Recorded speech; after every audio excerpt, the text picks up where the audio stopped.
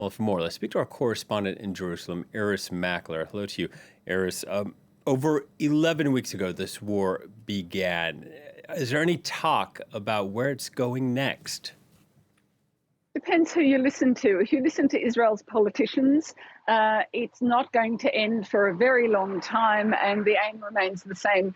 The removal of Hamas from control in the Gaza Strip, however long it takes. But if you listen to the military and you read the signs, you see that they are planning for the next phase, which is going to be different from this. And that's going to involve the removal of a great deal of troops from the north of the Gaza Strip, perhaps also from the south.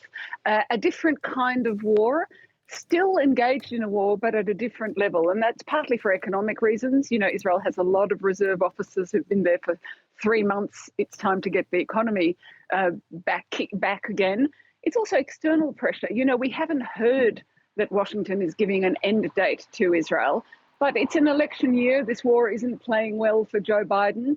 So I think the military is reading the signs, and perhaps the politicians are not telling Israelis or the citizens here that there is an end date, or at least a change date. And I think that would be, I don't know how much more time, the Israeli hostages who are in Gaza have, Gazan civilians have, or for that matter, all the tens of thousands of Israeli civilians who've been displaced from their homes near both the borders in north and south. So, yeah, I do think there is some kind of change coming, but you wouldn't know it if you listened to Israeli politicians.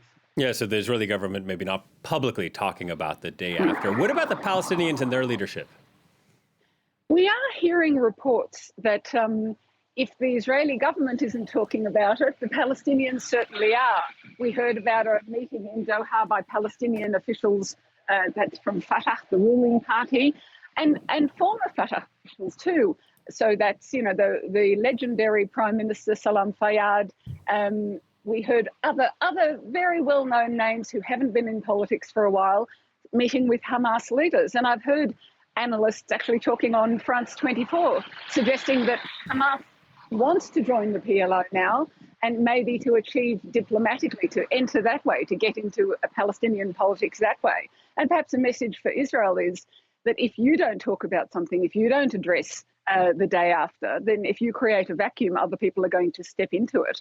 And I think that might be a message for Israel's Prime Minister Benjamin Netanyahu, who says there will be no Palestinian involvement as long as I'm Prime Minister. Always a dangerous thing to say when you're no longer a popular Prime Minister, don't you think? Indeed. All right, Irris, thank you very much. Irris Makler reporting from Jerusalem.